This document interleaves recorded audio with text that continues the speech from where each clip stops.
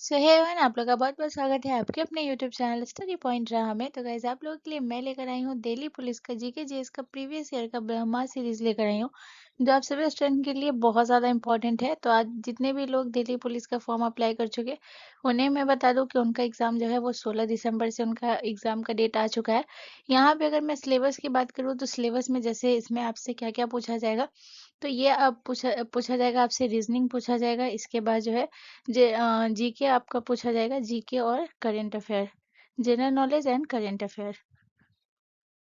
ठीक है, current affairs पूछा जाएगा। इसके बाद अगर मैं बात करूँ तो और आपसे क्या पूछा जाएगा, और आपसे जो है ये मैथ पूछा जाएगा। ठीक है, मैथ। एंड उसके बाद आपसे पूछा जाएगा कंप्यूटर। ठीक है, यहाँ पे अगर मैं रीजनिंग की बात करूँ तो रीजनिंग जो आपसे पूछा जाएगा ना, वो पूछा जाएगा आपसे 25 मार्क्स का रीजनिंग पूछा जाएगा। और करेंट अफेयर जो आपसे पूछा जाएगा वो 50 मार्क्स का आपसे करेंट अफेयर पूछा जाएगा, और जीके। ठीक है, general knowledge and current affair से आपको 50 क्वेश्चंस रहेंगे, और मैथ से भी आपका 25 रहेगा। ठीक है, और कंप्यूटर से आपका 10 क्वेश्चन रहेगा। ठीक है, टोटल अगर मैं बात करूँ तो टोटल आपका जो हो जाएगा वो 100 मार्क्स का होगा। ठीक है, टोटल आपका कितने मार्क्स का होगा, टोटल आपका 100 मार्क्स का हो जाएगा। और इसमें जो है 0.25 का नेगेटिव मार्किंग भी है। तो यहाँ पे जो है अगर मैं आपका जीके एंड जो करंट अफेयर से जो आपको क्वेश्चन पूछा जाएगा वो 50 मार्क्स, यहाँ पे सबसे बड़ा आप लोगों के लिए यही हो जाता है। ठीक है ना, तो यहाँ पे मैं पूरी कोशिश करूंगी कि आपको फुल एक्सप्लेन के साथ पढ़ाऊँ, ताकि कोई भी कंफ्यूजन, कोई भी दिक्कत ना हो। अगर आप लोगों ने जितना भी पढ़ रखा है चीज़ों को, यहाँ पे जो भी होगा वो आपका क्लियर हो जाएगा, ये मैं गारंटी दे रही हूँ। ठीक है, एंड ट्रस्ट में ये आपका प्रीवियस ईयर क्वेश्चन है, तो आपके लिए बहुत ज़्यादा इंपॉर्टेंट है। और अब से आपका ये ब्रह्मा सीरीज चलेगा। ठीक है, तो आज का जो हमारा सीरीज है वो हमारा पहला सीरीज है। ठीक है, तो चलिए स्टार्ट करते हैं, अपने पहले क्वेश्चन की तरफ बढ़ते हैं। तो आज का हमारा पहला प्रश्न है, क्वेश्चन नंबर 1 है। क्वेश्चन नंबर 1 हमसे कह रहा है कि निम्नलिखित संगीतकारों में से कौन प्रसिद्ध बांसुरी वादक है। ठीक है ना, तो बांसुरी वादक कौन सा है, तो इसका जो करेक्ट आंसर हो जाएगा वो हो जाएगा ऑप्शन है। ठीक है ना, हरि प्रसाद चौरसिया जो है ना, ये बांसुरी वादक है, तो ऑप्शन ए हमारा करेक्ट आंसर हो जाएगा। अगर मैं बांसुरी वादक जो हरि प्रसाद चौरसिया, इनके बारे में बात करूँ तो इनके बारे में जो है आपको सिर्फ ये याद रखना है कि इन्हें जो है ना कौन कौन सा पुरस्कार मिला हुआ है। ठीक है, तो बांसुरी वादक हरिप्रसाद चौरसिया, और इन्हें कौन कौन सा पुरस्कार मिला है, तो इनसे आपको जो है दो पुरस्कार याद रखिएगा, एक पद्म भूषण और दूसरा पद्म विभूषण। पद्म भूषण, और इन्हीं को मिला था कौन सा, पद्म विभूषण। ठीक है, तो पद्म भूषण की अगर मैं बात करूँ तो इन्हें मिला है 1992 में इन्हें पद्म भूषण मिला है, और 2000 में विभूषण मिला है। ठीक है, और 2000 में इन्हें विभूषण मिला है। इसके बाद अगर मैं बात करूँ तो यहाँ पे आपको याद रखना है कि आपके जो प्रसिद्ध बांसुरी वादक है और कौन-कौन से, तो जो नाम पूछा जाता है प्रसिद्ध बांसुरी वादक में, वो नाम आपको याद रखना है। तो पहला तो हो गया हरिप्रसाद चौरसिया, जो कि मैं नहीं लिख रही हूँ। ठीक है ना, इसके बाद जो सबसे इम्पोर्टेंट नाम है, याद रखिएगा, पन्नालाल घोष का। ये भी प्रसिद्ध बांसुरी वादक है। इसके बाद याद रखिएगा और कौन है, आर के श्रीकांतनन, ये भी जो है आपके बांसुरी वादक है। ठीक है ना, आर के श्रीकांतन। तो सबसे ज्यादा जो बांसुरी वादक से पूछा जाता है वो हरिप्रसाद चौरसिया और पन्नालाल घोष जो है, ये सबसे इम्पोर्टेंट नेम है। ठीक है, इसके बाद यहाँ पे अगर मैं बात करूँ पंडित रविशंकर, तो पंडित रविशंकर जो है, याद रखिएगा, ये जो है सितार वादक है, सितार वादक है। ठीक है, और ये भी बहुत इंपॉर्टेंट नेम है। तो यहाँ पे अगर मैं बात करूँ पंडित रविशंकर का, तो यहाँ पे आपको याद रखना है कि ये जो है आपके इन्हें भारत रत्न पुरस्कार से सम्मानित किया गया। इन्हें कौन कौन सा पुरस्कार मिला है, तो पहला याद रखिएगा भारत रत्न। ठीक है, इसके बाद आपको याद रखना है पद्म भूषण और विभूषण। पद्म भूषण और विभूषण, पद्म विभूषण। ठीक है, तो भारत रत्न पुरस्कार की अगर मैं बात करूँ तो इन्हें 1999 में इन्हें भारत रत्न मिला था। इसके बाद अगर मैं बात करूँ तो इन्हें पद्म भूषण मिला था 1967 में, और विभूषण मिला था 1986 में। इसके बाद इनसे रिलेटेड एक पॉइंट और याद रखिएगा, पंडित रविशंकर के बारे में याद रखिएगा। ग्रैमी पुरस्कार प्राप्त करने वाले पहले भारतीय कौन थे? तो यही थे, ठीक है ना। ग्रैमी पुरस्कार प्राप्त करने वाले पहले भारतीय, ग्रैमी पुरस्कार प्राप्त करने वाले पहले भारतीय। तो इन्हें जो है ग्रैमी पुरस्कार कब मिला था? तो याद रखिएगा, इन्हें ग्रैमी पुरस्कार मिला था 1968 में मिला था। और उनका एक एल्बम था जो कि था वेस्ट मीट्स ईस्ट, ठीक है ना, इसके लिए इन्हें मिला था। तो ये सिर्फ आप ये याद रखिएगा कि ग्रैमी पुरस्कार प्राप्त करने वाले पहले भारतीय, और इन्हें ये पुरस्कार मिला था 1968 में। तो ये भी आपको डेट याद रखना है, ठीक है। इसके बाद आ जाते हैं आपके उस्ताद अमजद अली खान। तो उस्ताद अली खान भी ये बहुत प्रसिद्ध नाम है, जो कि यहाँ से बहुत सारे क्वेश्चन रहते हैं। जैसे अगर मैं उस्ताद अमजद अली खान की बात करूँ, तो याद रखिएगा ये कौन से वाद्य यंत्र से संबंधित है? तो ये है आपके सरोद वादक है, ठीक है, सरोद वादक। इसके बाद सबसे इम्पोर्टेंट क्वेश्चन है जो कि आपके एग्जाम में पूछा भी गया हुआ था, कि जो है सरोद सम्राट किसे कहा जाता है? तो उस्ताद अमजद अली खान को ही सरोद सम्राट कहा जाता है,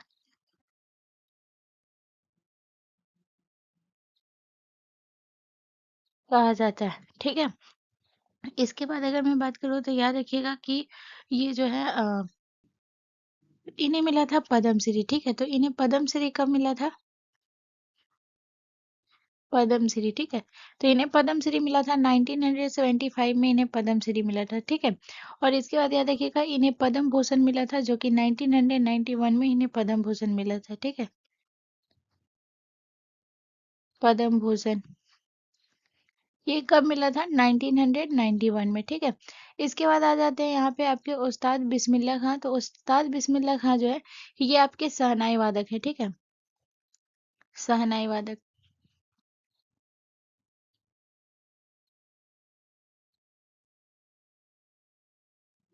ठीक है।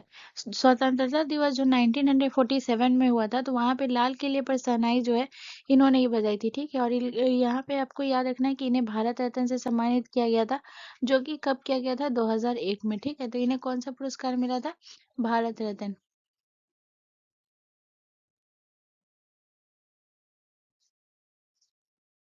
भारत रत्न कब मिला था? 2001 में, ठीक है। तो इतना पॉइंट आपको याद रखना है। चलिए नेक्स्ट क्वेश्चन की तरफ। अगला क्वेश्चन हमारा क्वेश्चन नंबर 2 है। इस क्वेश्चन नंबर 2 कह रहा है कि निम्नलिखित में से प्रधानमंत्री कौन था जब नई आर्थिक नीति के भाग के रूप में वैश्वीकरण नीति प्रस्तुत की गई थी? तो बहुत इंपॉर्टेंट क्वेश्चन है। तो यहाँ पे जो है आपको और क्या याद रखना है, नई आर्थिक नीति जब अपनाई गई थी, न्यू इकोनॉमिक पॉलिसी जिसे हम कहते हैं, तब यहाँ पे जो अपनाया गया था वो किसमें? तो एलपीजी इसमें शामिल थे, ठीक है। तो यहाँ पे जो है सिर्फ वैश्वीकरण नहीं, इसमें क्या क्या शामिल था? एलपीजी शामिल था, ठीक है। एलपीजी शामिल था। एलपीजी मतलब क्या हो गया? जैसे एल से हो गया आपका लिबरलाइजेशन, ठीक है, बहुत इंपॉर्टेंट क्वेश्चन है, याद रखिएगा, लिबरलाइजेशन, ठीक है। पी से आपका क्या था? पी से था आपका प्राइवेटाइजेशन,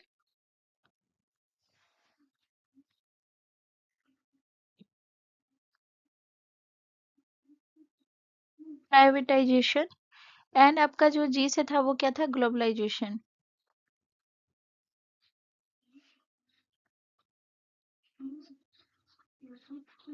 ग्लोबलाइजेशन, ठीक है। यहाँ पे जो है ये आपका लिबरलाइजेशन मतलब क्या होता है? ये हो गया आपका जो है अम,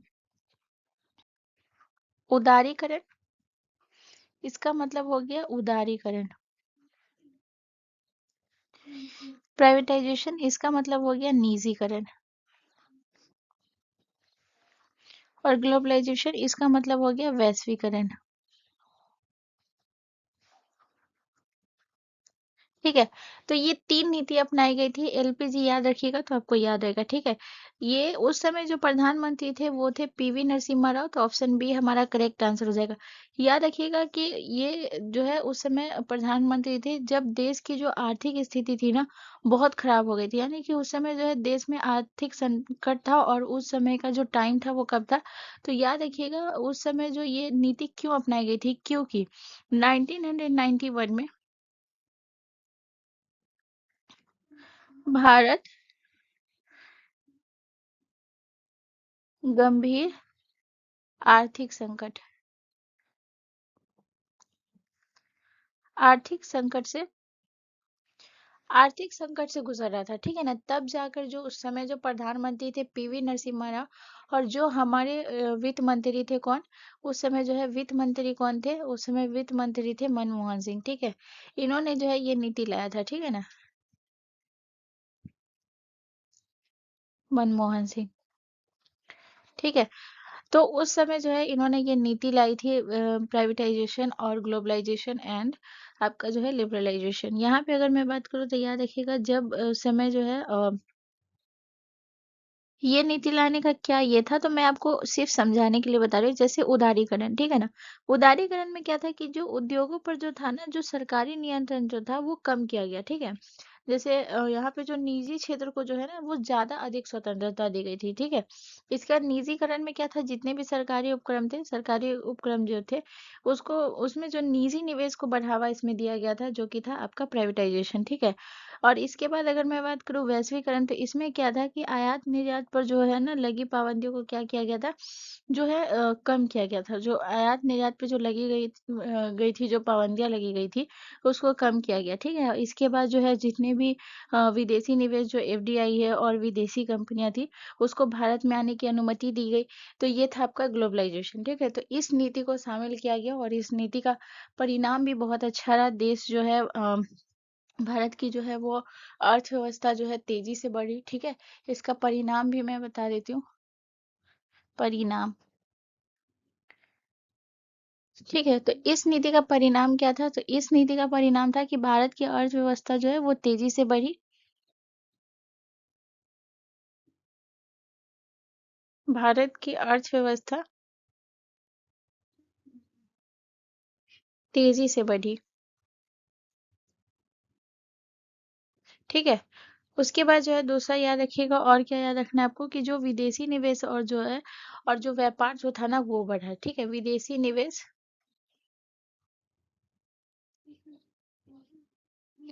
विदेशी निवेश और व्यापार बढ़ा,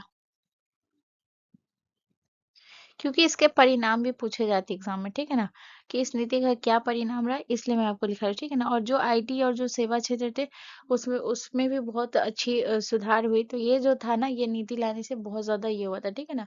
तो उस समय कौन सा दौर था ये भी याद रखिएगा, 1991 था, ठीक है। प्रधानमंत्री पीवी नरसिम्हा राव और वित्त मंत्री मनमोहन सिंह। चलिए नेक्स्ट क्वेश्चन की तरफ। अगला क्वेश्चन हमारा क्वेश्चन नंबर 3 है गाइस। क्वेश्चन नंबर 3 कह रहा है कि दक्षिण भारत के निम्नलिखित में से किस नृत्य को मयूर नृत्य कहा जाता है।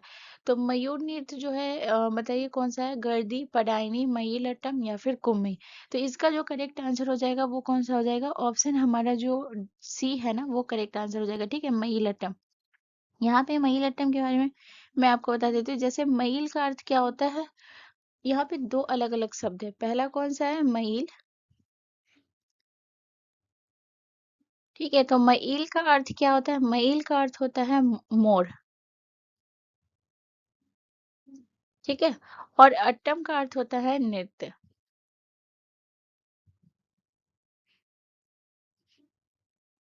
अट्टम का अर्थ क्या होता है, नृत्य। इसके बाद ये जो नृत्य है ये नृत्य कहाँ किया जाता है, तो याद रखिएगा ये तमिलनाडु में किया जाता है।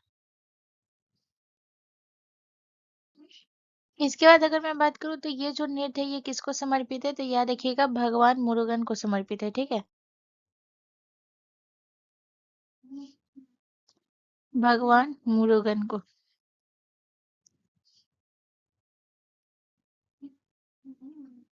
मुरुगन को समर्पित है, ठीक है। इसके बाद अगर मैं बात करूँ तो याद रखिएगा ये खासकर जो होता है ना, ये नृत्य जो होता है, ये मंदिर और त्योहारों के किया जाता है, ठीक है ना, मंदिरों और त्योहारों के अवसर पे किया जाता है। मंदिरों और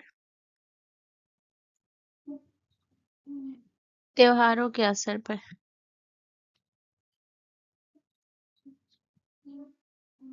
ठीक है, तो ये आपको याद रखना है। इसके बाद अगर मैं बात करूँ तो इसमें जो कलाकार जो होते हैं ना, ये मोर जैसी पोशाक पहनते हैं और फिर जो है उसकी मतलब जो मोर की चाल वाल होती है उस तरीके से नृत्य करते हैं। ठीक है, इसके बाद आ जाते हैं गर्जी नृत्य पे।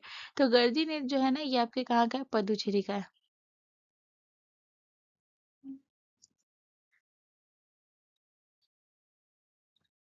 ठीक है, इसके बाद अगर मैं बात करूँ पदायनी, तो ये जो है कहाँ का है? ये है केरल का। और कुम्मी जो है ये कहाँ का है? तमिलनाडु का। कुम्मी में आप एक चीज और याद रखिएगा कि कुम्मी में जो है ना, कोई भी वाद्य यंत्र का प्रयोग नहीं होता है। ठीक है, इसमें जो है ना, कोई वाद्य यंत्र का प्रयोग नहीं होता है।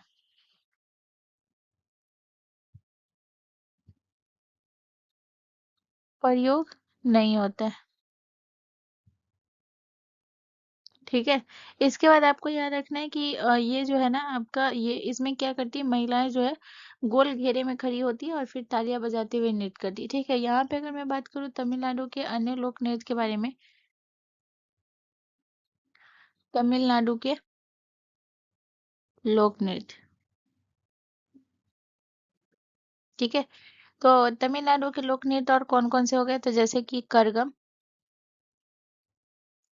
ये तमिलनाडु का लोक नृत्य हो गया। इसके बाद कावड़ी अट्टम, ये तो आपकी एग्जाम में भी पूछा गया, ठीक है ना, कावड़ी अट्टम पूछा गया था। ठीक है, इसके बाद आपको याद रखना है कुलट्टम।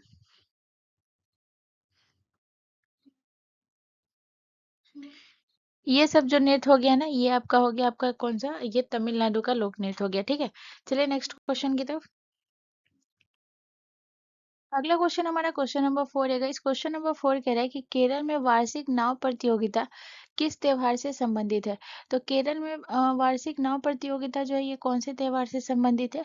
तो इसका जो करेक्ट आंसर हो जाएगा वो हो जाएगा ऑप्शन डी, ठीक है ना, ओणम से संबंधित है। यहाँ पे अगर मैं बात करूँ तो यहाँ पे आपको याद रखना है कि जो ओणम फेस्टिवल जो होता है, ये कहाँ का फेस्टिवल है? ये है केरल का, ठीक है ना।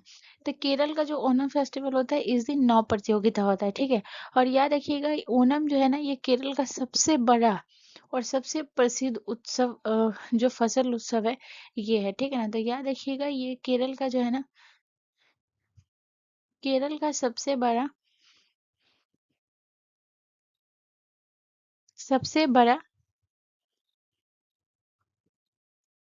और फसल उत्सव है।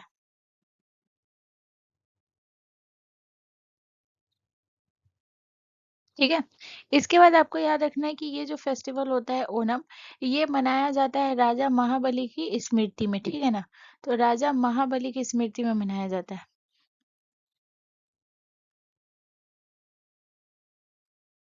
स्मृति में मनाया जाता है,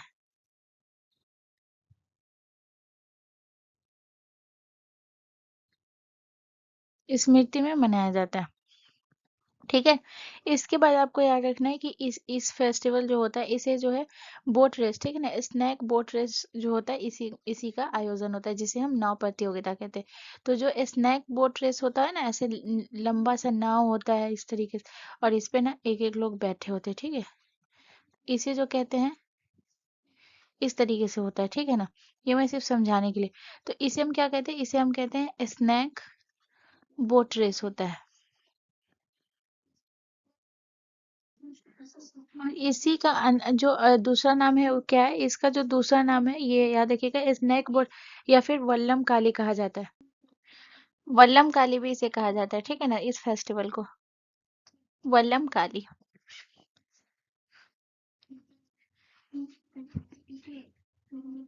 वल्लम काली कहा जाता है।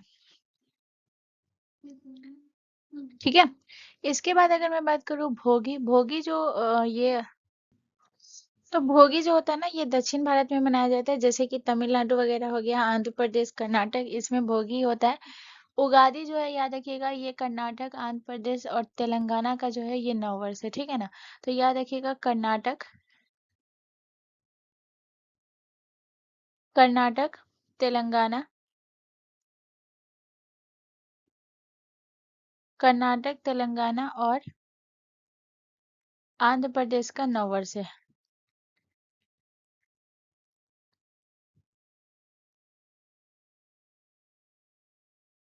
ठीक है। इसके बाद अगर मैं बात करूँ पोंगल, तो पोंगल जो फेस्टिवल है ना, ये भी आपका तमिलनाडु का है, ठीक है। तमिलनाडु का ये फेस्टिवल है। चलिए नेक्स्ट क्वेश्चन की तरफ। अगला क्वेश्चन हमारा क्वेश्चन नंबर 5 है। इस क्वेश्चन नंबर 5 कह रहा है कि भारतीय वॉलीबॉल संघ की स्थापना किस वर्ष में की गई थी।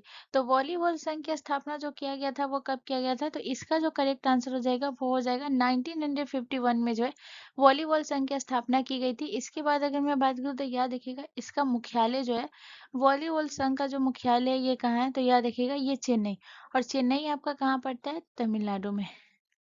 पहले मुख्यालय लिख लेते हैं।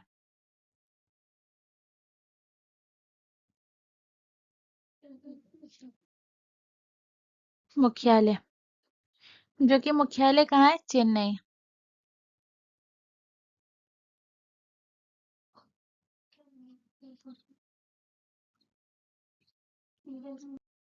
इसके बाद अगर मैं बात करूँ वॉलीबॉल की, तो वॉलीबॉल में जो खिलाड़ियों की संख्या होती है वो कितनी होती है, तो याद रखिएगा प्रत्येक टीम में जो है ना 6 खिलाड़ी होते हैं, ठीक है। वॉलीबॉल में प्रत्येक टीम में कितने खिलाड़ी होते हैं, तो प्रत्येक टीम में 6 खिलाड़ी होते हैं।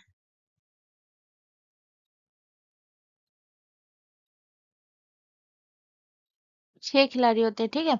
इसके बाद अगर मैं बात करूँ तो यहाँ पे आपको याद रखना है कि भारत ने वॉलीबॉल में जो है एशियन गेम्स में जो है अब तक 3 बार जो है पदक जीता है। तो ये जो है बहुत इंपॉर्टेंट क्वेश्चन है, पूछा जाता है।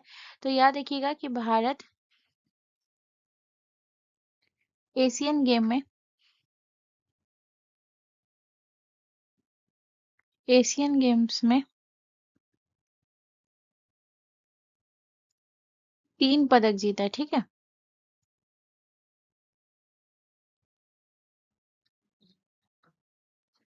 ठीक है, तो 3 पदक जो जीते हैं वो कब कब जीता है, तो पहला आपको याद रखना है, पहला डेट 1958 में, ठीक है, पहली बार। और ये जो पदक था ये कौन सा पदक था, तो इस समय जो पदक जीता गया था वो कांस्य पदक था, ठीक है। कौन सा पदक था, कांस्य पदक। और कहाँ हुआ था, तो ये जापान में हुआ था, ठीक है। ये जो है कहाँ हुआ था, जापान के टोक्यो में, ठीक है। इसके बाद दूसरा जो पदक जीता था एशियन गेम्स में वो वॉलीबॉल में, वो कौन सा था, तो 1962 था वो डेट। इसके बाद जो है इस समय जो है कौन सा पदक, इस समय जो पदक जीता गया था वो था रजत पदक, ठीक है। इसके अलावा अगर मैं बात करूँ तो 1962 में जो है ये आपका जो है ये कब हुआ था, एशियन गेम्स। तो याद रखिएगा ये हुआ था आपका 1962 में जो हुआ था ये इंडोनेशिया, ठीक है ना, जकार्ता के इंडोनेशिया।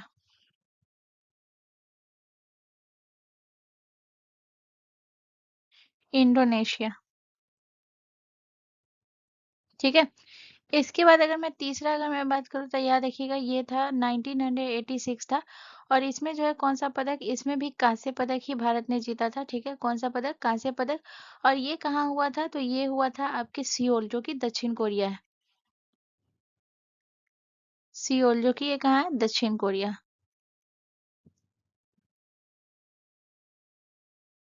ठीक है। तो इतना पॉइंट आपको याद रखना है। चलिए नेक्स्ट क्वेश्चन की तरफ।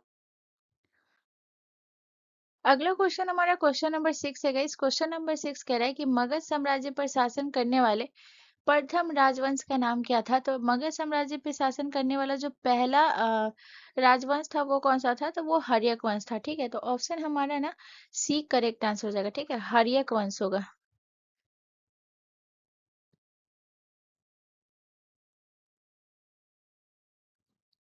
हर्यक वंश। तो हर्यक वंश ने जो है शासन किया था। यहाँ पे अगर मैं बात करूँ तो हर्यक वंश की स्थापना कब हुई थी, तो 544 ईसा पूर्व में जो है इस वंश की स्थापना हुई थी, ठीक है। 544 ईसा पूर्व में जो है इस वंश की स्थापना हुई थी। और इस वंश का जो हर्यक वंश का संस्थापक था वो कौन था, तो याद रखिएगा हर्यक वंश का जो संस्थापक था वो था बिंबिसार, ठीक है ना। हर्यक वंश का संस्थापक कौन था, बिंबिसार। बिम्बिसार, ठीक है। इसके बाद अगर मैं बात करूँ तो याद रखिएगा हर्यक वंश का जो है पूछा जाता है राजधानी। तो इस समय जो है इसकी राजधानी कहाँ थी? तो जो सबसे पहले जब इस वंश की स्थापना हुई थी बिम्बिसार ने की थी, तब इसकी राजधानी थी राजगिरी, ठीक है ना? तब इसकी राजधानी कहाँ थी? राजगिरी। लेकिन बाद में जो है राजधानी स्थानांतरित हो गया, ठीक है। और स्थानांतरित किसने किया? तो हर्यक वंश का ही एक शासक था जो इसका नाम क्या था? अजातशत्रु। अजातशत्रु, ठीक है, जो कि बिंबिसार का पुत्र था, ठीक है। अजातशत्रु ने जो क्या किया था? राजधानी को स्थानांतरित कर दिया। राजधानी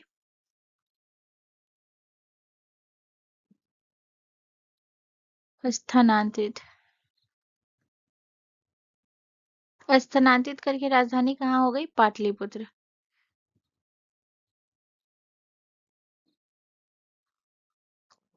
ठीक है।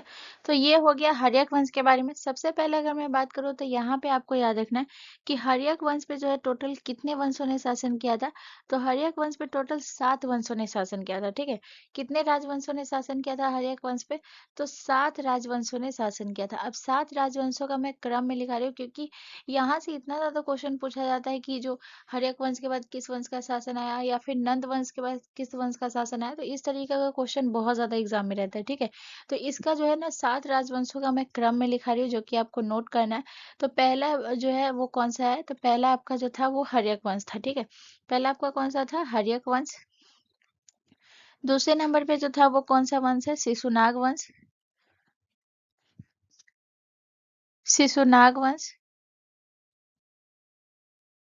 ठीक है। तीसरा कौन सा था? शिशुनाग वंश के बाद कौन से वंश का शासन आया था? नंद वंश का, ठीक है। इसके बाद अगर मैं बात करूँ फिर किस वंश का शासन आया था? नंद वंश के बाद जो है ये मौर्य वंश का शासन था,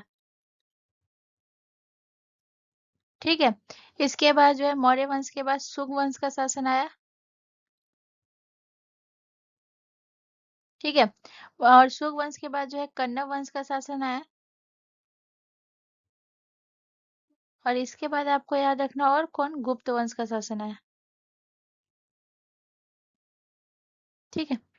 इसके बाद हर्यक वंश का जो शासन था जो कि मैं आपको बता चुकी हूँ कि इसका जो राजधानी था ना वो राजगिरी, बाद में पाटलिपुत्र हो गया था। तो इसे इसी तरीके से सुनाग वंश का जो राजधानी था वो था आपका वैशाली था, ठीक है। यहाँ पे मैं राजधानी लिखा रही हूँ, ठीक है ना। वैशाली था, बाद में जो ये स्थानांतरित होकर कहाँ हो गया था? पाटलिपुत्र, ठीक है। नंद वंश के बारे में अगर मैं बात करूँ तो याद रखिएगा इसकी जो इसके संस्थापक थे महापगनन और इसकी राजधानी थी पाटलिपुत्र, ठीक है।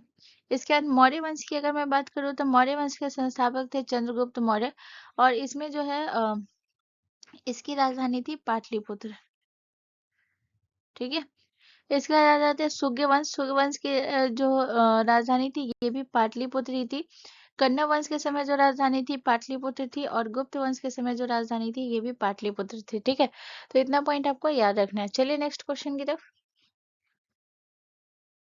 अगला क्वेश्चन हमारा क्वेश्चन नंबर 7 है गाइस। क्वेश्चन नंबर 7 कह रहा है कि सफल शिकार क्रियाकलाप का जश्न मनाने के लिए सिद्धि धमाल निम्नलिखित में से किस राज्य में नृत्य के रूप में किया जाता है? तो सिद्धि धमाल जो है हरियाणा, राजस्थान, पंजाब या फिर गुजरात। तो इसका जो करेक्ट आंसर हो जाएगा वो हो जाएगा ऑप्शन डी, हमारा करेक्ट आंसर हो जाएगा। सिद्धि धमाल जो नृत्य है ये गुजरात का है। इसके बाद अगर मैं बात करूँ गुजरात, गुजरात में जो ये नृत्य होता है ये आपका जो सिद्धि धमाल है ये किस जनजाति के द्वारा? तो सिद्धि धमाल जो ये नृत्य किया जाता है ये सिद्धि जनजाति के द्वारा,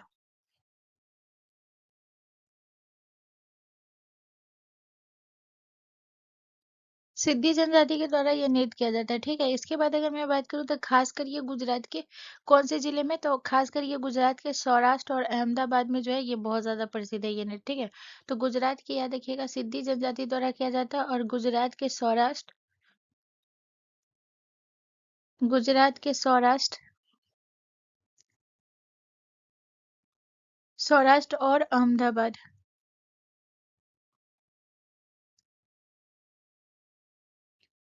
अहमदाबाद में बहुत ज्यादा प्रसिद्ध है। इसके बाद अगर मैं बात करूँ तो गुजरात का जो और भी लोक नृत्य है, जैसे गुजरात के लोक नृत्य के बारे में बात करूँ तो और कौन कौन सा लोक नृत्य है जो गुजरात का है, तो यहाँ पे आपको याद रखना, पहला हो गया गरबा, ठीक है। दूसरा हो गया आपका डांडिया, ठीक है। तीसरा आपका हो गया टिप्पणी,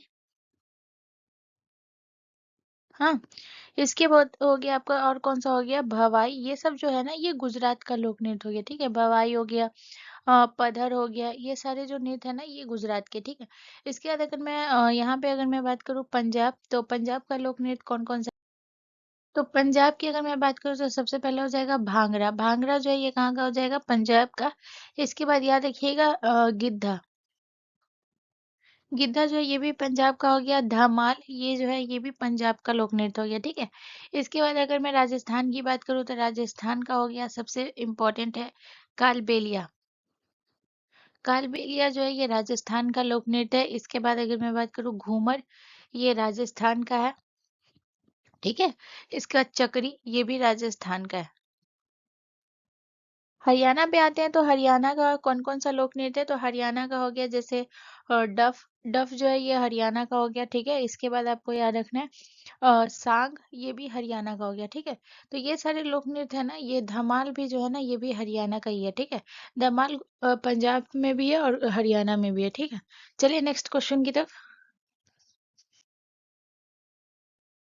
अगला क्वेश्चन हमारा क्वेश्चन नंबर 8 है गाइस। क्वेश्चन नंबर 8 कह रहा है कि निम्नलिखित में से कौन दिल्ली सल्तनत का सुल्तान था जब दक्षिण भारत में बहमनी साम्राज्य की स्थापना हुई थी। तो जब दक्षिण भारत में बहमनी साम्राज्य की स्थापना हुई थी तो दिल्ली सल्तनत का उस समय कौन सा सुल्तान था। मोहम्मद बिन तुगलक था, नसरुद्दीन मोहम्मद तुगलक था, फिरोज शाह तुगलक था, या फिर गयासुद्दीन तुगलक था। तो ऑप्शन ए हमारा करेक्ट आंसर हो जाएगा मोहम्मद बिन तुगलक।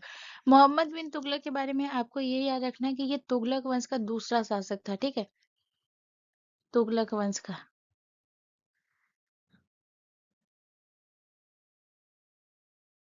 तुगलक वंश का दूसरा शासक,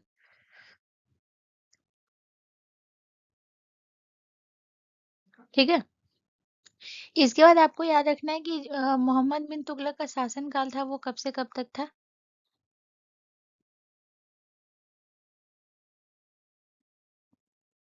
ठीक है। तो ये आपको याद रखना है 1325 से 1351 ईस्वी तक। इसके बाद याद रखिएगा कि इस समय इसके समय जो राजधानी थी ना वो कहाँ थी, तो इस समय इसके समय जो राजधानी थी पहले जो प्रारंभ में थी वो दिल्ली थी, ठीक है ना। इसके समय जो राजधानी थी प्रारंभ में वो दिल्ली थी, बाद में जो है वो कहाँ हो गई, देवगिरी यानी कि दौलताबाद, ठीक है। बाद में इसकी राजधानी स्थानांतरित होकर कहाँ हो गई, दौलताबाद। दौलताबाद, देवगिरी, ठीक है ना। तो इतना पॉइंट आपको याद रखना है। इसके बाद अगर मैं बात करूँ तो याद रखिएगा कि जो ये दक्षिण भारत का जब अभियान चला था ना मोहम्मद बिन तुगलक के समय, तो उस समय जो है ना इसकी जो प्रशासनिक जो ये थी वो बहुत ज्यादा कमजोर थी, ठीक है ना। और जो ये विद्रोह जो था ना ये असफल हो गया। और असफल होने के बाद जो है किस साम्राज्य की स्थापना हुई थी, बहमनी साम्राज्य की स्थापना हुई थी, ठीक है। तो याद रखिएगा 1347 ईस्वी में, ठीक है। 1347 ईस्वी में बहमनी साम्राज्य की स्थापना हुई, बहमनी साम्राज्य की स्थापना हुई। तो 1347 ईस्वी में बहमनी साम्राज्य की स्थापना हुई थी। तो इसके संस्थापक कौन थे, बहमनी साम्राज्य के संस्थापक, तो इसके संस्थापक थे अलाउद्दीन हसन बहमन शाह, ठीक है। अलाउद्दीन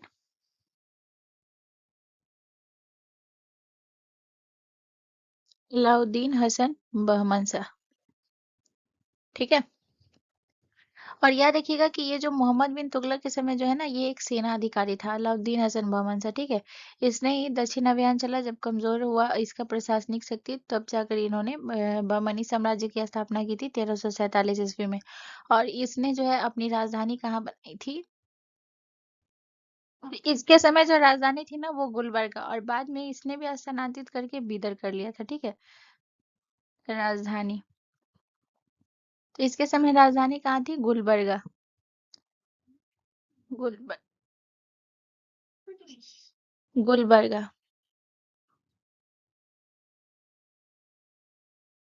ठीक है। बाद में इसने अपने स्थानांतरित करके कहाँ कर ली थी? बाद में बीदर। ठीक है। तो इतना पॉइंट आपको याद रखना है। चलिए नेक्स्ट क्वेश्चन की तरफ। अगला क्वेश्चन हमारा क्वेश्चन नंबर 9 है गाइस। क्वेश्चन नंबर 9 कह रहा है कि राष्ट्रीय जलमार्ग 10 किस राज्य में स्थित है? तमिलनाडु, केरल, महाराष्ट्र या फिर पश्चिम बंगाल। तो इसका करेक्ट आंसर हो जाएगा ऑप्शन सी, हमारा करेक्ट आंसर हो जाएगा महाराष्ट्र में। ठीक है। इसके अलावा अगर मैं बात करूँ तो याद रखिएगा कि ये आपके कौन से नदी पर है। तो याद रखिएगा ये जो है आपका राष्ट्रीय जलमार्ग जो है ना 10, ये आपके अम्बा नदी पर है। ठीक है। कौन सी नदी पर है? अम्बा नदी पर। इसके बाद अगर मैं बात करूँ इसकी लंबाई कितनी है,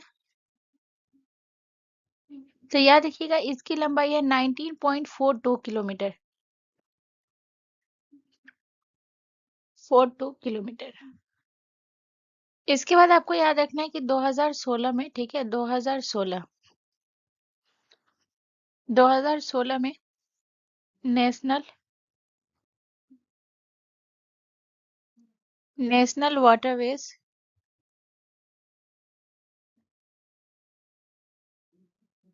एक्ट के तहत आधिकारिक रूप से इसे घोषित किया गया। ठीक है। आधिकारिक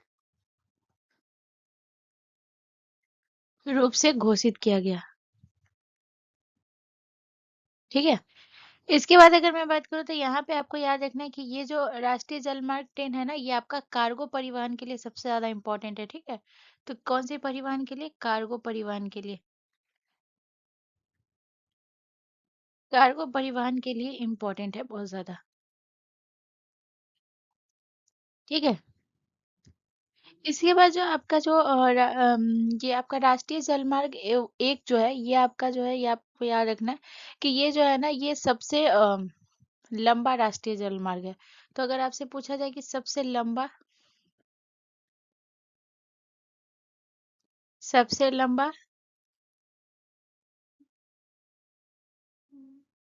राष्ट्रीय जलमार्ग,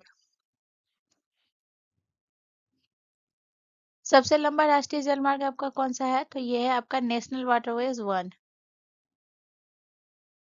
ठीक है। इसके बाद याद रखिएगा कि इसकी लंबाई कितनी है? तो 1620 किलोमीटर। ठीक है। और याद रखिएगा कि ये जो है आपका, इसके बाद अगर मैं बात करूँ इसका जो मार्ग है ये कहाँ से कहाँ तक है, तो इसका जो मार्ग है ना, ये हल्दिया से इलाहाबाद तक है। ठीक है ना। हल्दिया से इलाहाबाद या फिर प्रयागराज जिसे हम बोलते हैं। हल्दिया से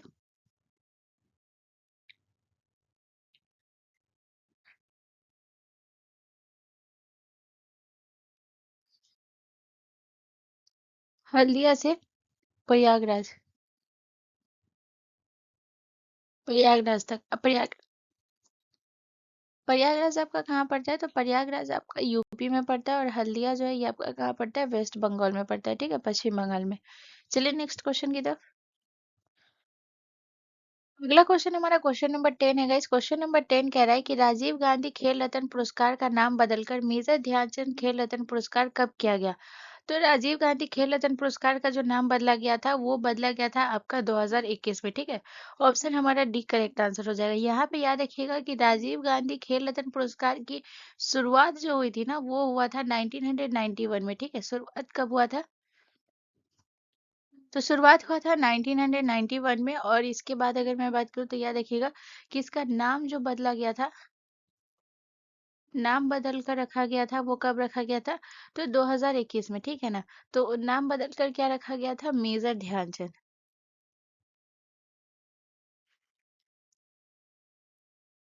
ध्यानचंद खेल रत्न पुरस्कार। खेल रत्न पुरस्कार। ठीक है। तो ये जो है ये नाम किसने बदला था? तो 2000 जो ये थे ना प्रधानमंत्री हमारे कौन थे? नरेंद्र मोदी। तो उन्होंने ही नाम बदला था। ठीक है। तो याद रखिएगा कि 2021 में जो है उन्होंने ही घोषणा किया था कि राजीव गांधी का नाम बदल के मेजर ध्यानचंद खेल रत्न पुरस्कार रखा जाएगा। जो कि ये मेजर ध्यानचंद कौन थे? तो मेजर ध्यानचंद इन्हें हॉकी का जादूगर कहा जाता था। हॉकी का जादूगर कहा जाता था। ठीक है। इसके बाद अगर मैं हाल ही में बात करूँ तो हाल ही में जो है इस पुरस्कार के विजेता कौन कौन है, तो पहला हो जाएगा मनु भाकर। दूसरा नाम आपको याद रखना है गुकेश।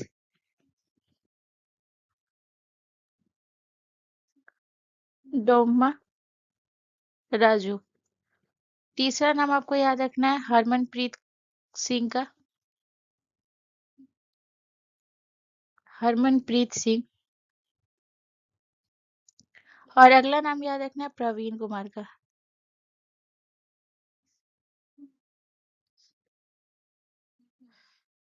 प्रवीण कुमार। ठीक है। मानव भाकर की अगर मैं बात करूँ तो इन्हें मिला है जो मेजर ध्यानचंद खेल रत्न पुरस्कार मिला है, ये शूटिंग के लिए मिला है इनको।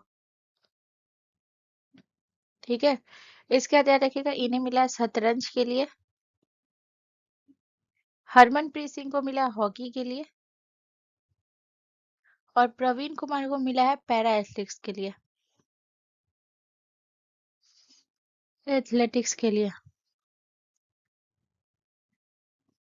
और याद रखिएगा ये जो पुरस्कार दिया जाता है ये किसके लिए थ्रू दिया जाता है, ये भारत के राष्ट्रपति के द्वारा दिया जाता है। ठीक है ना।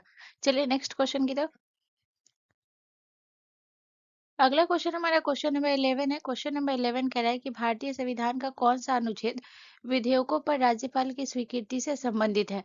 तो विधेयकों पर राज्यपाल की स्वीकृति से संबंधित कौन सा है, तो इसका जो करेक्ट आंसर हो जाएगा वो हो जाएगा अनुच्छेद 200। ठीक है। अनुच्छेद 200 क्या करता है कि जब राज्यपाल की जो विधायिका की कोई विधेयक होती है जो बिल पारित करती है, तो वो जो है ना राज्यपाल के पास भेजा जाता है। अब राज्यपाल के पास जो विकल्प होता है वो तो या तो स्वीकृति देना, या फिर उसे अस्वीकृति देना, या फिर जो है उसे पुनर्विचार के लिए वापस भेजना। तो ये होता है। ठीक है ना। तो राज्य विधेयकों पर जो है इसका जो स्वीकृति होता है वो अनुच्छेद 200 के तहत। ठीक है। इसके बाद अगर मैं बात करूँ तो यहाँ पे आपको याद रखना है अनुच्छेद 264। तो अनुच्छेद 264 में क्या कहा गया है, इसमें संघ और राज्यों के बीच जो है वित्तीय संबंध से जुड़ा हुआ है। ठीक है ना। संघ और राज्यों के बीच, संघ और राज्यों के बीच वित्तीय संबंध।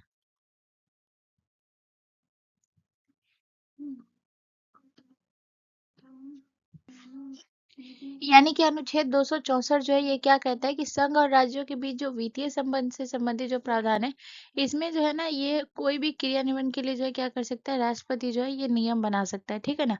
इसके बाद अगर मैं बात करूं अनुच्छेद 213, तो अनुच्छेद 213 है ये राज्यपाल की अध्यादेश जारी करने की शक्ति से संबंधित है।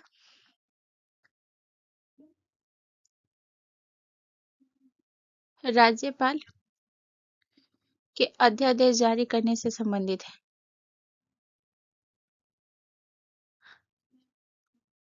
जारी करने से संबंधित है।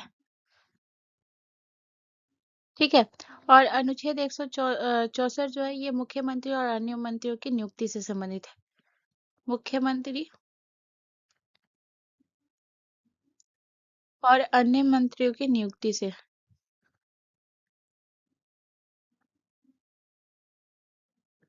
मंत्रियों की नियुक्ति से। ठीक है। चलिए नेक्स्ट क्वेश्चन की तरफ। अगला क्वेश्चन हमारा क्वेश्चन नंबर 12 है। इस क्वेश्चन नंबर 12 कह रहा है कि निम्नलिखित में से कौन सा युग्म जो है ये गलत है। तो कौन सा युग्म गलत है, तो इसका करेक्ट आंसर क्या हो जाएगा, जैसे अधातु और लेड दिया हुआ है, और अलौह धातु जिंक दिया हुआ है, लौह धातु लोहा दिया हुआ है, और बहुमूल्य धातु प्लेटिनम दिया हुआ है। तो यहाँ पे जो इसका जो करेक्ट आंसर जो है ना ये जो गलत है, ये आपका दिया हुआ है अधातु लेड।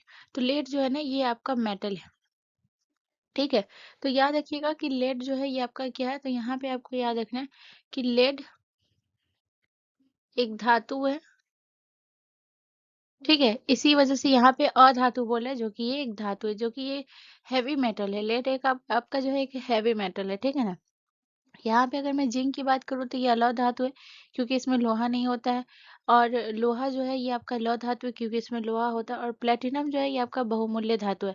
बहुमूल्य धातु किसे कहते हैं ये आपको ध्यान रखना है। तो बहुमूल्य धातु उसे कहते हैं जिसमें जिसका क्या होता है, rear plus valuable plus high demand. यानी कि रेयर होता है, ये बहुमूल्य धातु किसे कहेंगे, जो रेयर होता है प्लस ये वैल्यूएबल होता है एंड हाई डिमांड इसका होता है, हाई डिमांड। ठीक है, तो यानी कि ये ऐसी धातु होती है जो मतलब कि जिसका कह सकते हैं जो प्राकृतिक रूप से बहुत कम पाया जाता है। ठीक है, और वो बहुत ज्यादा कीमती होता है और इसका डिमांड ज्यादा होता है। अब जैसे मैं इसका कुछ एग्जांपल भी दूंगी, जैसे एग्जांपल में आप इसका ले सकते हैं, एक तो प्लेटिनम दिया हुआ है, जैसे सोना भी हो सकता है, सोना, चांदी। ठीक है, इसके बाद जो है पैलेडियम वगैरह जो है, लेकिन ज्यादा आप सोना चांदी और प्लेटिनम ही याद रखिएगा। ठीक है, चलिए नेक्स्ट क्वेश्चन की तरफ। अगला क्वेश्चन हमारा क्वेश्चन नंबर 13 है। क्वेश्चन नंबर 13 कह रहा है कि यू आकार की घाटी कहाँ पाई जाती है। तो यू आकार की घाटी जो पाई जाती है ये चूना पत्थर क्षेत्र में, हिमानी क्षेत्र में, परिपक क्षेत्र में, इनमें से कोई नहीं। तो इसका करेक्ट आंसर हो जाएगा ऑप्शन बी। ठीक है ना, हिमानी क्षेत्र में। तो याद रखिएगा कि जो यू आकार की जो घाटियां होती है ना वो हिमनदों के द्वारा बनती है। ठीक है ना, याद रखिएगा यू आकार की घाटी, यू आकार की घाटी हिमनदों द्वारा बनती है, हिमनदों द्वारा बनती है। ठीक है, उसके बाद आपको और याद रखिएगा कि ये जो है ना ये भारत के जो है हिमालय और लद्दाख क्षेत्र में पाई जाती है। ठीक है, ये भारत के हिमालय, हिमालय और लद्दाख क्षेत्र में, हिमालय और लद्दाख क्षेत्र में पाई जाती है।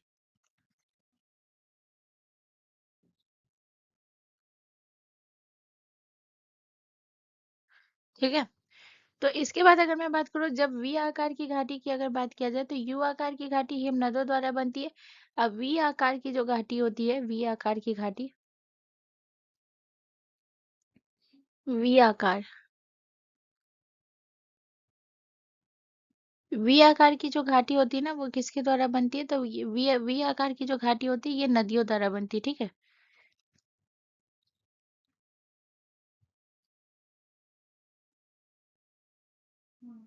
नदियों द्वारा।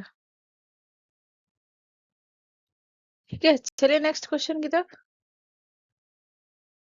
अगला क्वेश्चन हमारा क्वेश्चन नंबर 14 है। इस क्वेश्चन नंबर 14 कह रहा है कि भारतीय संविधान का निम्नलिखित में से कौन सा अनुच्छेद कुछ मामलों में कार्य, शिक्षा और सार्वजनिक सहायता के लिए अधिकार से संबंधित है। तो यहाँ पे आपको बताना कौन सा अनुच्छेद है। तो इसका करेक्ट आंसर हो जाएगा अनुच्छेद जो आपका 41 है ना वो, ऑप्शन डी हमारा करेक्ट आंसर हो जाएगा। यहाँ पे अगर मैं बात करूँ तो याद रखिएगा कि अनुच्छेद 41 आपका आता है राज्य की नीति निर्देशक तत्व में। यहाँ पे जो है राज्य की नीति निर्देशक तत्व से याद रखिएगा राज्य के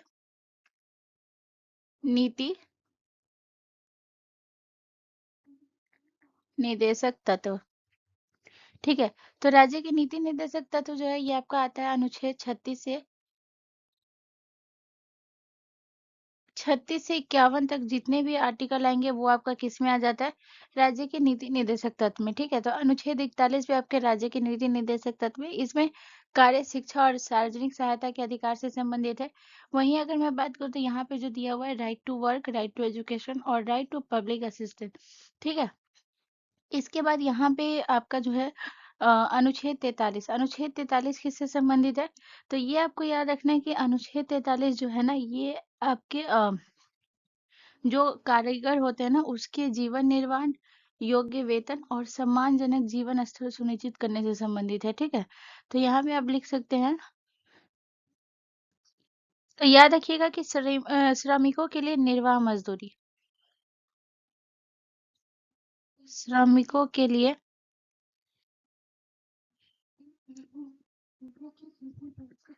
निर्वाह मजदूरी। ठीक है, इसके बाद अगर मैं बात करूँ तो यहाँ पे आपको याद रखना है कि अनुच्छेद 42, अनुच्छेद 42 जो है ये किससे संबंधित है। तो अनुच्छेद 42 जो है ये अनुच्छेद 42 में कहा गया है कि जो कामगारों है ना, जो कारीगर है, कामगारों को न्याय संगत न्याय संगत और मानवीय कार्य परिस्थितियां मिले। परिस्थितियां मिले।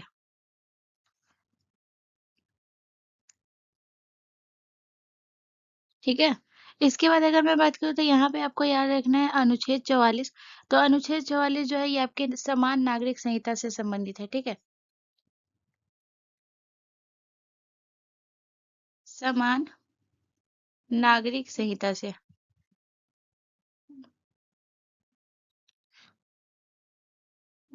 ठीक है। चलिए नेक्स्ट क्वेश्चन की तरफ। अगला क्वेश्चन हमारा क्वेश्चन नंबर 15 है। क्वेश्चन नंबर 15 कह रहा है कि बेगम अख्तर का नाम मुख्य रूप से निम्नलिखित में से किससे संबंधित है।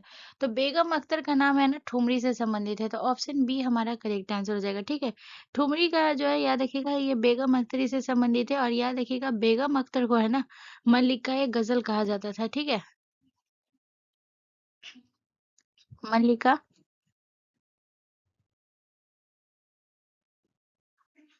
मल्लिका ए गजल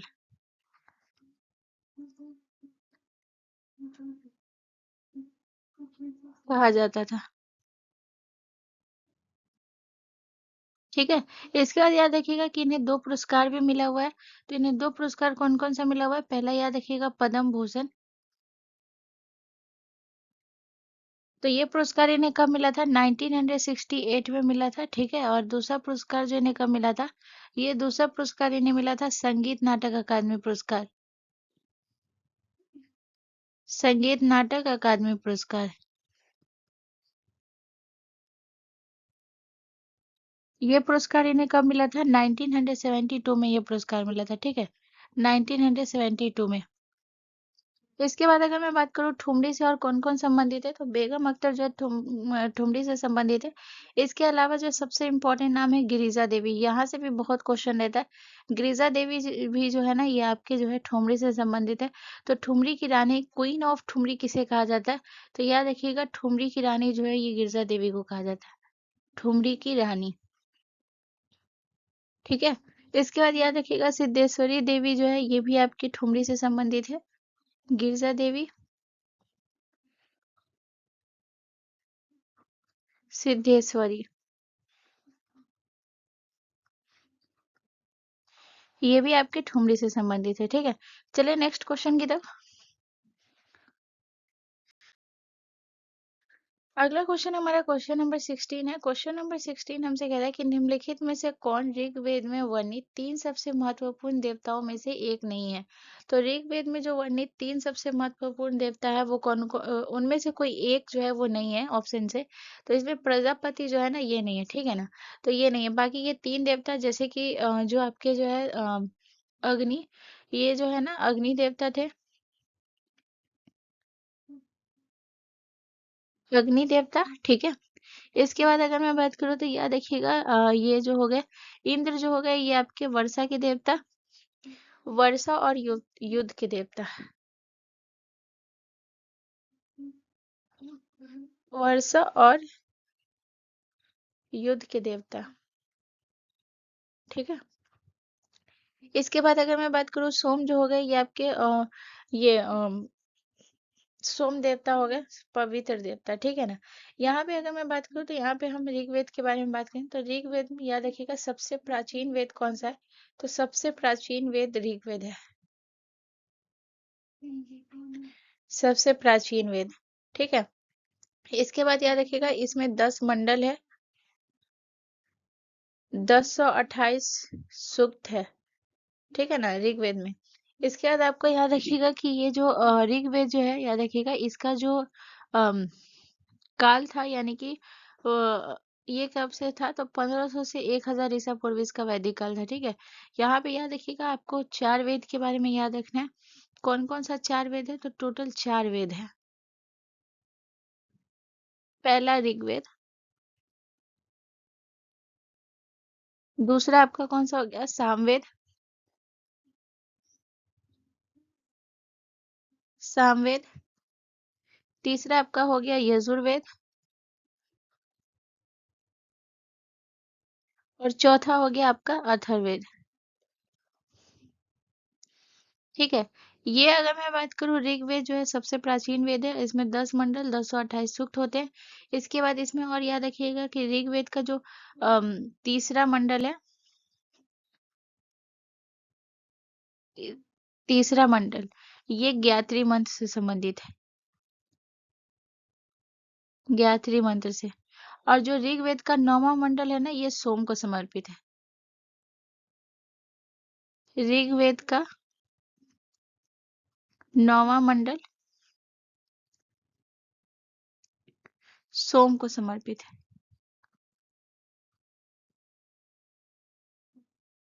ठीक है, तो ये पॉइंट याद रखिएगा। अब यहाँ पे ऋग्वेद के बारे में बता दी हूँ। सामवेद के बारे में इसे याद रखिएगा, संगीत का वेद कहा जाता है। ठीक है, इसके बाद याद रखिएगा यजुर्वेद जो है ये आपके कौन सा है, तो याद रखिएगा इसे, ये आपके यज्ञ से संबंधित है। ठीक है ना, यज्ञ से संबंधित है, यज्ञ और अनुष्ठान से संबंधित है।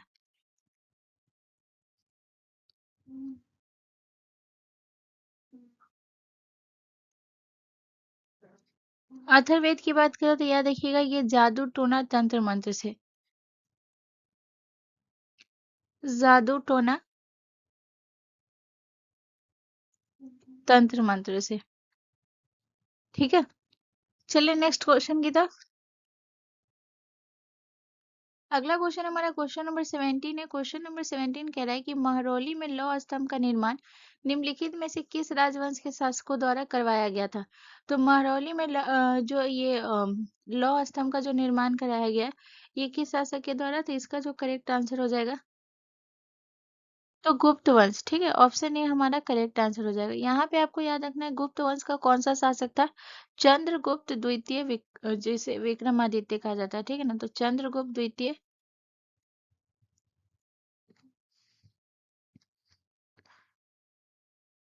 विक्रमादित्य।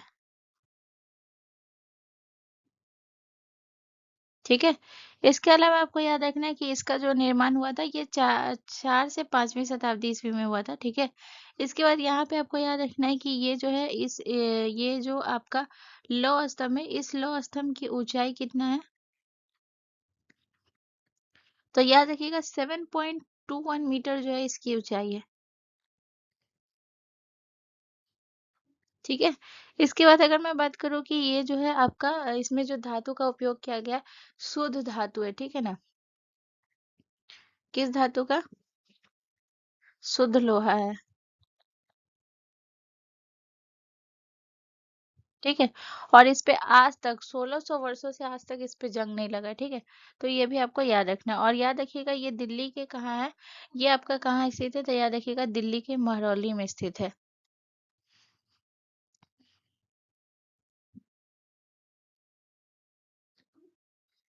दिल्ली के महरौली में स्थित है।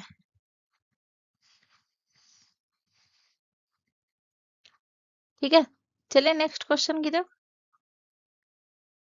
अगला क्वेश्चन हमारा क्वेश्चन नंबर 18 है। इस क्वेश्चन नंबर 18 कह रहा है कि किस संशोधन में राज्य के नीति निर्देशक सिद्धांत के रूप में आय स्थिति सुविधाओं और अवसरों में असमानताओं को कम करने के बारे में वर्णन किया गया है।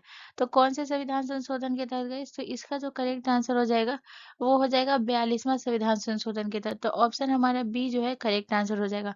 42वां संविधान संशोधन हमारा 1976 में हुआ था, और इसे मिनी संविधान भी कहा जाता है।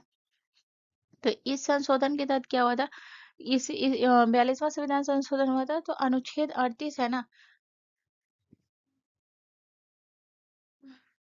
अनुच्छेद 38, 38 में संशोधन हुआ था।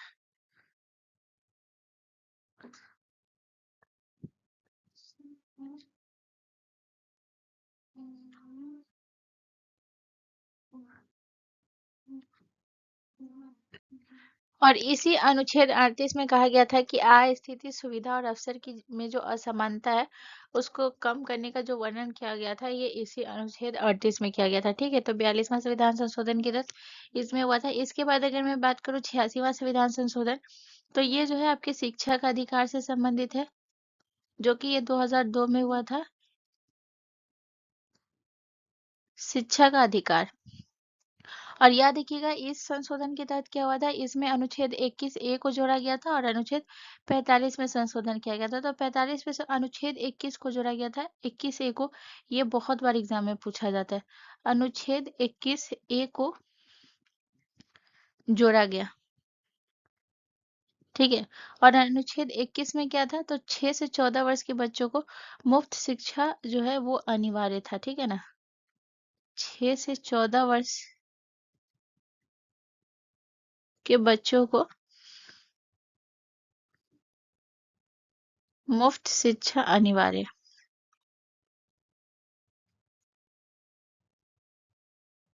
ठीक है। तो ये याद रखिएगा। 97वां संविधान संशोधन जो है ये सहकारी समिति से संबंधित है। तो याद रखिएगा इसमें जो है क्या हुआ था, अनुच्छेद 19 भाग 1 के सी में संशोधन हुआ था, ठीक है। तो इसमें जो संशोधन हुआ था याद रखिएगा 19 1 सी में संशोधन हुआ था, ठीक है। तो ये याद रखिए ये सहकारी समिति से, यानी सहकारी समितियों को जो है ना ये लोकतांत्रिक और पारदर्शी बनाना जो था, ये 97वां संविधान संशोधन उसी से संबंधित था, ठीक है। चलिए नेक्स्ट क्वेश्चन की तरफ। अगला क्वेश्चन हमारा क्वेश्चन नंबर 19 है। क्वेश्चन नंबर 19 कह रहा है कि संगीत नाटक अकादमी पुरस्कार से सम्मानित गुरु बिपिन सिंह डैश नर्तक थे। तो गुरु बिपिन सिंह ये कथक से जुड़े हुए थे, कथक नर्तक थे, कुचिपुड़ी नर्तक थे, मणिपुरी नर्तक थे या फिर सत्रिया। तो ऑप्शन सी हमारा करेक्ट आंसर हो जाएगा, मणिपुरी नर्तक थे। यहाँ पे अगर मैं बात करूँ तो याद रखिएगा इन्हें संगीत नाटक अकादमी पुरस्कार कब मिला था गुरु बिपिन सिंह को, तो ये आपको याद रखना है 1966 में इन्हें संगीत नाटक अकादमी पुरस्कार मिला था। और ये जो है याद रखिएगा गुरु बिपिन सिंह ये किससे, मणिपुरी से, ठीक है ना। मणिपुरी नृत्य के जनक जो माने जाते हैं वो गुरु बिपिन सिंह। मणिपुरी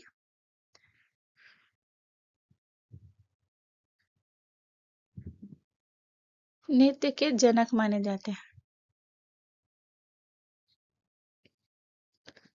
ठीक है। इसके बाद अगर मैं बात करूँ तो याद रखिएगा कि जो मणिपुरी नृत्य से संबंधित, तो मणिपुरी नृत्य से संबंधित और कौन कौन से नर्तक, तो याद रखिएगा और मणिपुरी नृत्य से संबंधित कौन कौन से, तो सबसे पहले याद रखिएगा झावेरी जो बहनें हैं ना, ये मणिपुरी नृत्य से संबंधित है,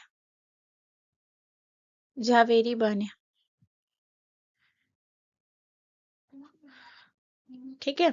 इसके बाद आपको याद रखना और कौन सा है, तो याद रखिएगा निर्मला मेहता,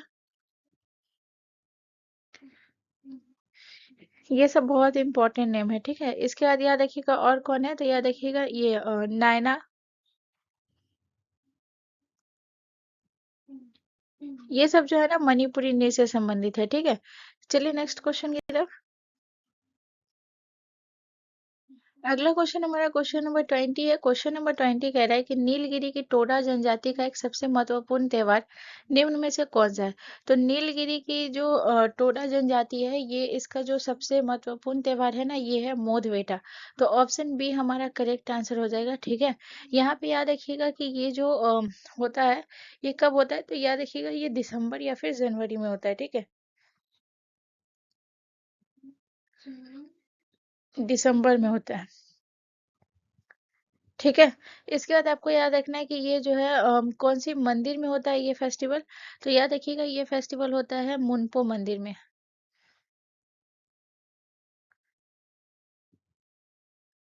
ठीक है। इसके अलावा आपको याद रखना है कि ये जो है ना इसमें टोरा जनजाति जो होती है ये अपना जो जीवन जीती है ये किस पे आधारित होती है, ये बहुत बार एग्जाम में पूछा गया। तो याद रखिएगा टोडा जनजाति जो होती है ना, ये भैंस पालन पर जो है इसकी आधारित जीवन शैली होती है, ठीक है। तो भैंस पालन पे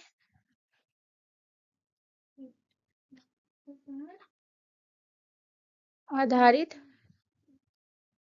जीवन शैली है, ठीक है। चलिए नेक्स्ट क्वेश्चन की तरफ। अगला क्वेश्चन हमारा क्वेश्चन नंबर 21 है। क्वेश्चन नंबर 21 कह रहा है निम्नलिखित में से कौन सा जनजातीय समूह नागालैंड में हॉर्नबिल महोत्सव से संबंधित है। तो हॉर्नबिल महोत्सव से संबंधित जो है ये कौन सी जनजाति, तो नागा जनजाति से, तो ऑप्शन सी हमारा करेक्ट आंसर हो जाएगा। और हॉर्नबिल जो है ना याद रखिएगा ये आपका 10 दिनों तक चलता है, तो हॉर्नबिल जो है ना ये 10 दिनों तक मनाया जाता है। और ये जो फेस्टिवल होता है ये 1 दिसंबर से 10 दिसंबर तक चलता है।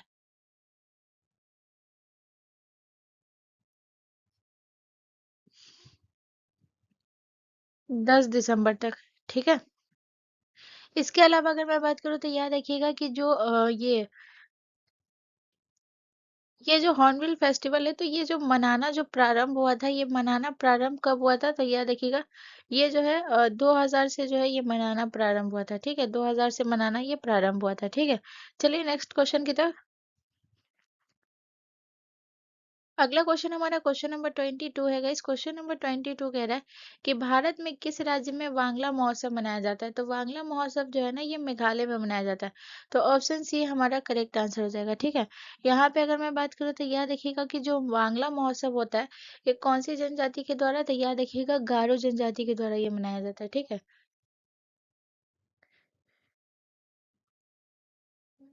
गारो जनजाति द्वारा ये फेस्टिवल मनाया जाता है। और ये जो वांगला महोत्सव है ना ये नवंबर में मनाया जाता है। और वांगला फेस्टिवल को ही 100 ड्रामों का त्योहार कहते हैं।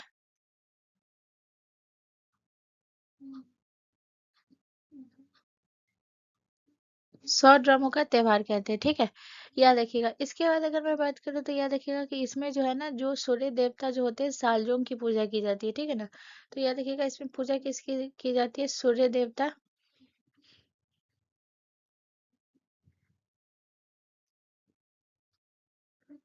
सालजोंग की पूजा की जाती है।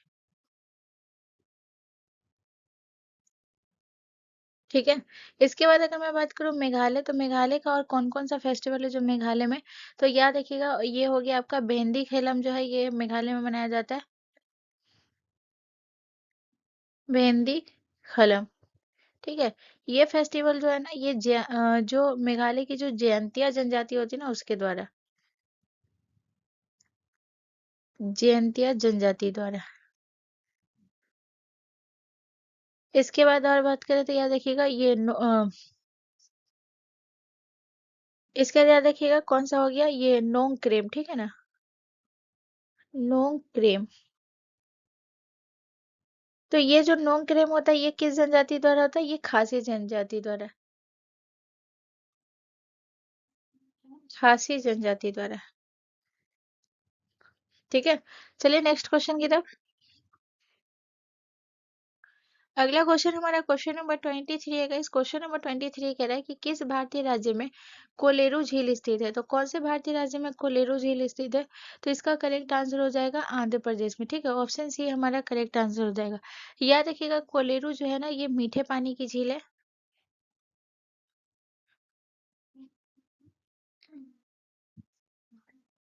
मीठे पानी की झील है।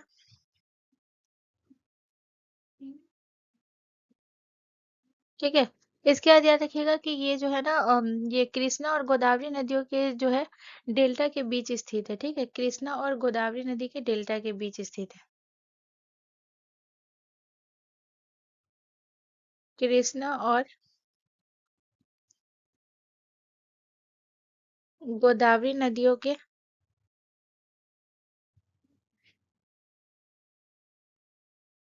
बीच स्थित है। ठीक है, इसका याद रखिएगा कि इसे जो है 1999 में जो है ना इसे वन्य जीव अभयारण्य घोषित किया गया। और 2002 में जो है इसे रामसर साइट घोषित किया गया था। ठीक है, 1999 में वन्य जीव अभयारण्य घोषित किया गया।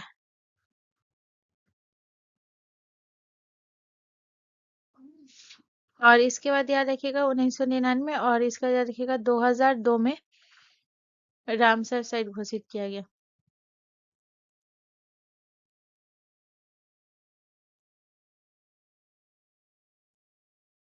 ठीक है, चलिए नेक्स्ट क्वेश्चन की तरफ। अगला क्वेश्चन हमारा क्वेश्चन नंबर 24 है। क्वेश्चन नंबर 24 कह रहा है कि भारतीय संविधान के किस अनुच्छेद के अनुसार संघ की कार्यकारी शक्ति राष्ट्रपति में निहित होती है।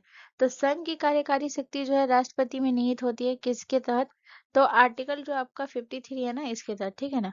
याद रखिएगा, इसके बाद याद रखिएगा संघ की कार्यपालिका का प्रमुख होता है आपका राष्ट्रपति, ठीक है ना। संघ की कार्यपालिका का प्रमुख होता है राष्ट्रपति। संघ की कार्यपालिका का प्रमुख होता है राष्ट्रपति।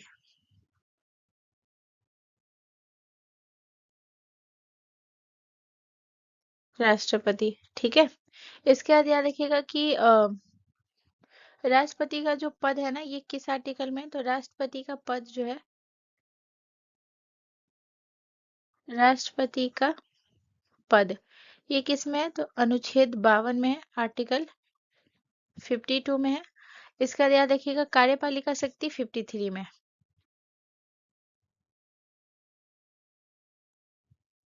कार्यपालिका,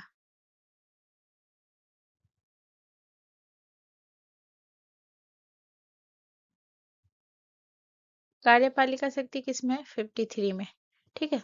चलिए नेक्स्ट क्वेश्चन की तरफ। अगला क्वेश्चन हमारा क्वेश्चन नंबर 25 है। क्वेश्चन नंबर 25 कह रहा है कि मोनोजाइट रेत में कौन सा खनिज पाया जाता है? तो मोनोजाइट रेत में जो है ये अभ्रक, तांबा, थोरियम या फिर यूरेनियम। तो इसका करेक्ट आंसर हो जाएगा ऑप्शन हमारा सी, करेक्ट आंसर हो जाएगा थोरियम। यहाँ पे याद रखिएगा कि थोरियम जो है एक रेडियोधर्मी तत्व है, जो कि ये केरल के पश्चिमी तटीय क्षेत्रों में पाया जाता है, ठीक है। तो पहले आपको याद रखना है कि ये जो है ना केरल के, जो आपका मोनोजाइट रेत है ये आपका केरल के तटीय क्षेत्रों में पाया जाता है, ठीक है। और जो आपका जो ये थोरियम जो है याद रखिएगा ये आपका एक रेडियोधर्मी तत्व है।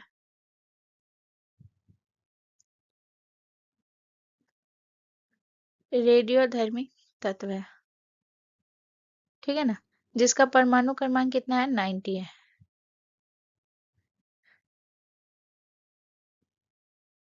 परमाणु क्रमांक 90 है, ठीक है। तो गाइज आज का सेशन यही कंप्लीट होता है। यहाँ से रिलेटेड कोई भी कंफ्यूजन, कोई भी दिक्कत है तो आप मुझसे कमेंट करके पूछ सकते हैं, मैं उसका ज़रूर रिप्लाई करूंगी। एंड मोस्ट इंपॉर्टेंट चीज़ है, अगर आपको ये वीडियो आपके लिए इन्फॉर्मेटिव था तो प्लीज़ चैनल को जरूर सब्सक्राइब कर लें एंड बेल आइकन पर जरूर क्लिक कर लें। मिलते हैं नेक्स्ट वीडियो में। जय हिंद।